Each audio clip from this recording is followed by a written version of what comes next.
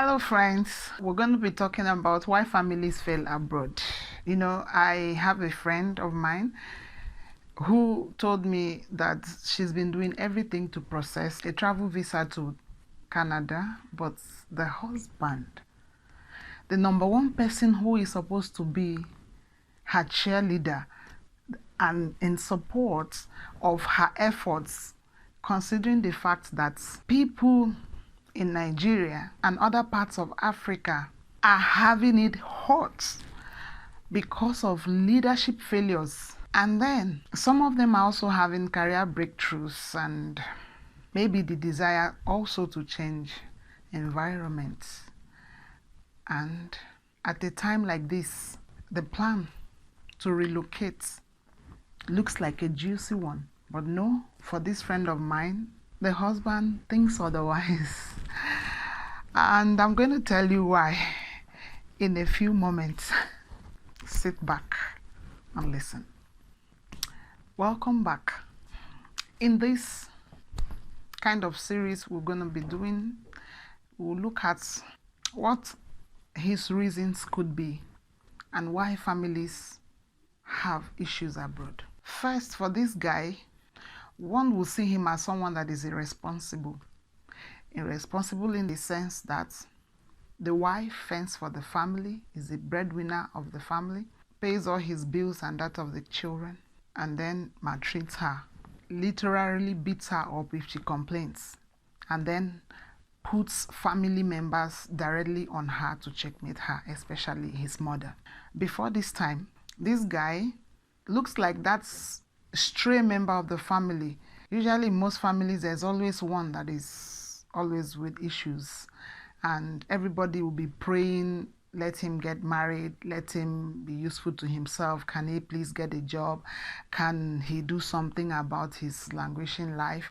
And then boom, a friend comes, arranges a very hardworking professional wife for him without telling her that your brother is with many issues, or her brother, is with many issues, just because they want him out of their care, or at least let his life be moving ahead. So this story gives an insight to why families abroad have issues. First, for such man, he would not want to be committed. When I asked my friend what his fears could be, her answer was that he has had stories that women checkmate their husbands abroad. So he wouldn't want to be in that space where the wife is in charge, especially for the fact that over here, because of cultural differences and value systems, he's been getting by with a lousy lifestyle. Okay, what happens abroad? When you travel abroad in Western countries, and I'm not talking about most African countries, in Western countries, you are being registered as an individual, you are being registered as a person, such that you pay your bills in your name. So it doesn't matter whether you are married or not, so long as you are partners in their database, you are going to pay your bills, your taxes, you pay your insurance, you pay literally for everything, parking space, whatever. It's not like Africa where everything goes or you get by somehow. So if you are that kind of man who is not ready to bring yourself to discipline, to duty, to order, you will discover that one, you will have bills to pay. And then if your wife doesn't have a good job, or more still is not willing to pay those bills or bear those brunt like she does in Africa, then the trouble starts. If you are also that man who doesn't want to put yourself to work, you discover you are at her mercy. And then being at her mercy, most women find it burdensome and they complain. And then those guys go, they are proud.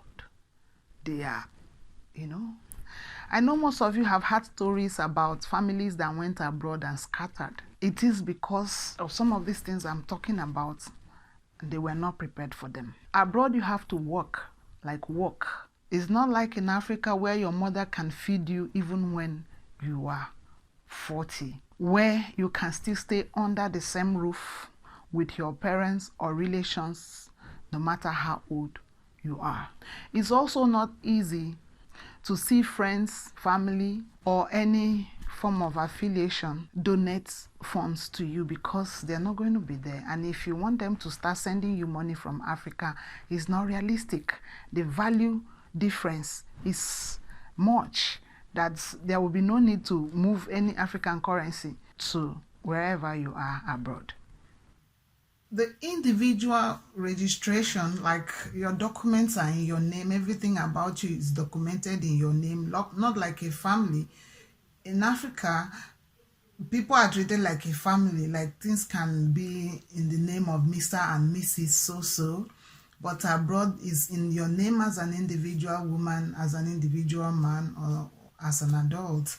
So, or even as children, everybody is registered in their name.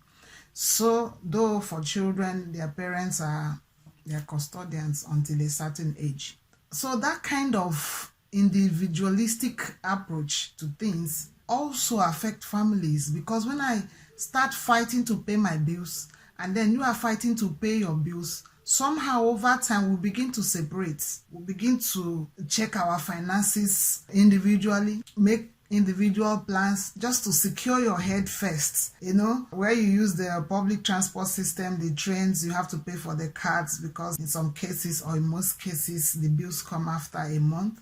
So over time, this individualistic approach to funds and finances creates a gap that make people actually begin to think like a single individual. You know, before now it's possible that you guys take up each other's bill, but if the funds are not ready or big enough to cater for you as two people, you will see that even both of you get under pressure.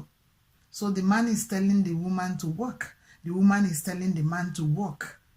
And then where you guys have children, these things also affect the home keeping. And again, one thing for families that have children, if they are minors, one of you have to either do a part-time job or not work at all. It's not like where you have family members helping you with your kids, neighbors taking your kids after school till you come back from work.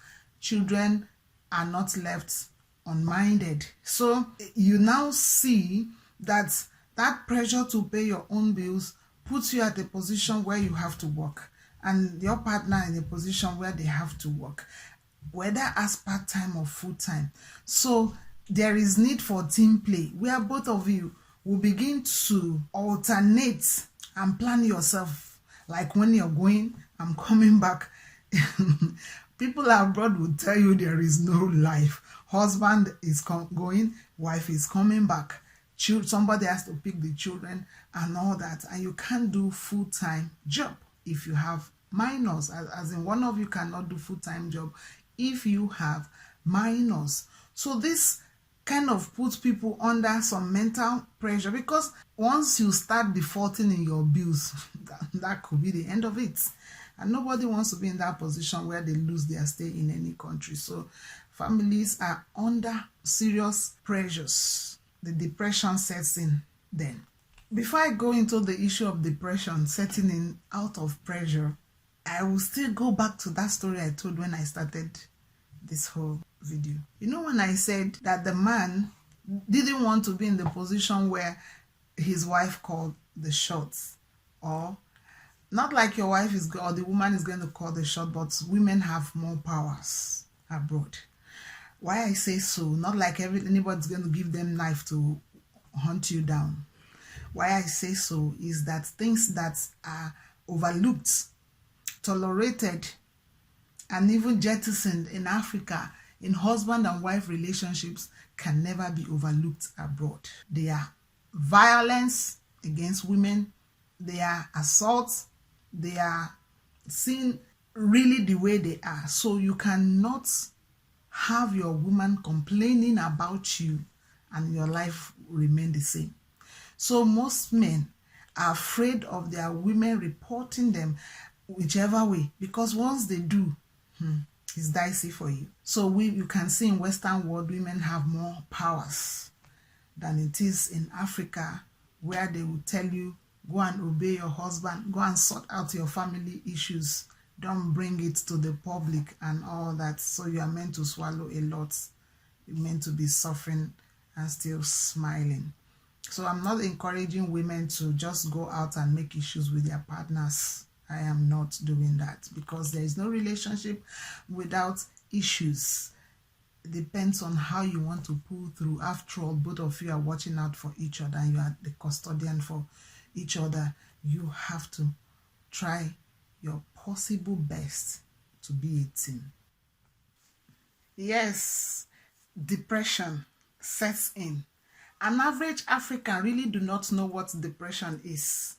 You will not understand that word until you move abroad or you live abroad for a while. There is nothing like the bubbling nature and community life in Africa. So some people will say, leave it, let's go and experience that depression. Let me tell you, Oyibo, or white people like we call them, don't really have a complicated life. They can decide not to have kids. They can decide not to have a large family.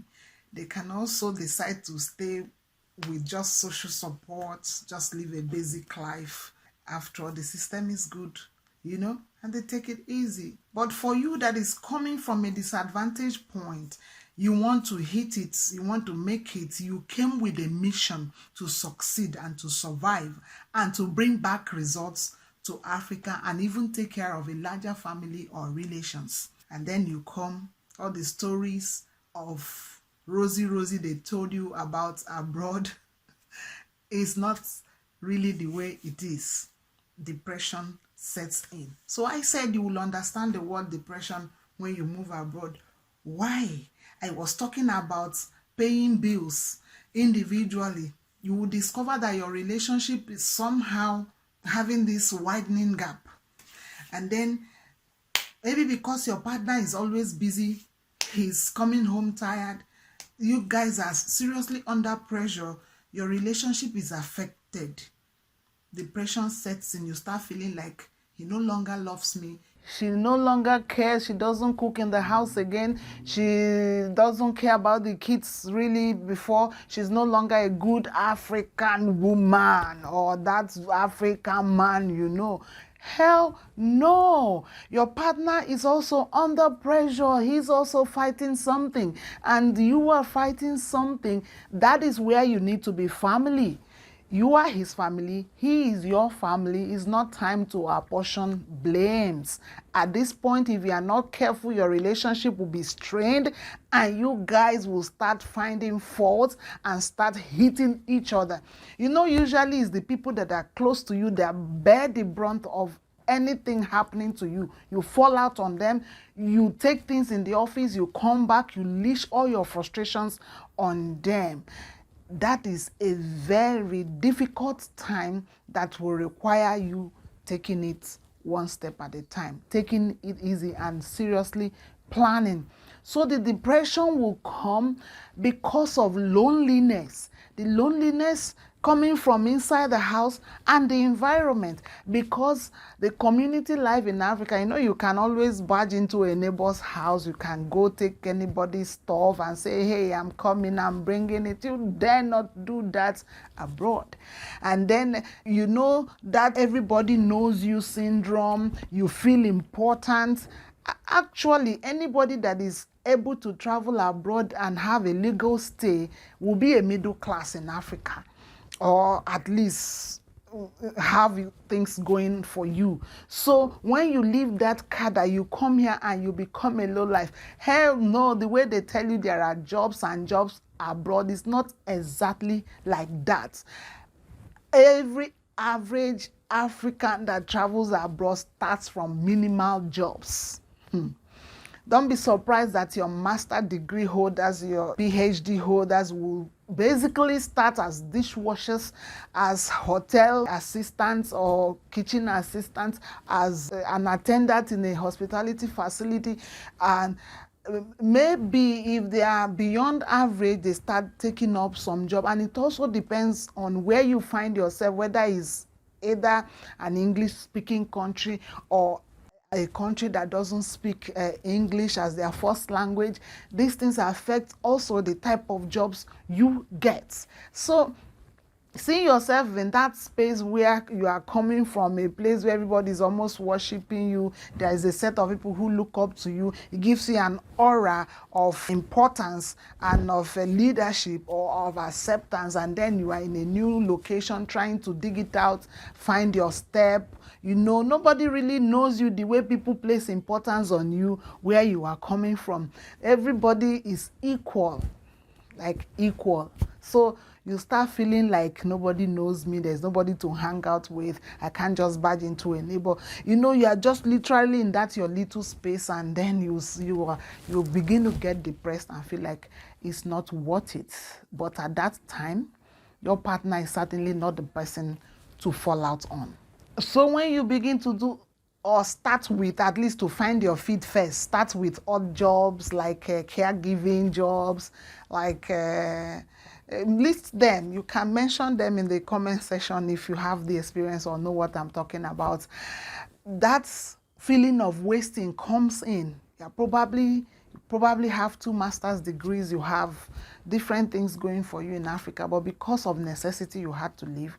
And even when you have a top job, it's also very demanding on you because you have to be at your best in a place where nobody really worships you like how they worship you when you're at your best where you're coming from. That depression sets in and you start finding faults. You start asking your partner why he made the decisions he made, or yourself why you made the decisions you made. At this point, I will always remind you that your partner is your buffer and you are his buffer. It's time to fight for each other and to hold hands and say, we are going to pull through other than scatter. It's not time to start feeling like your partner is the cause of everything happening to you guys. So I wouldn't want to take more of your time. We'll take it one at a time in this journey of finding why families have issues abroad. If you haven't subscribed to my channel, we talk about relationships, lifestyle, and more. When I say more, there could be many things in that more. Please do subscribe. Let me see your comments and know if I said what you think is right or not. Feel free also to put your own contributions in the comment section. We'll keep talking about these things. And the more we talk about them, the more we'll find solutions, the more we get the much needed help. Ciao.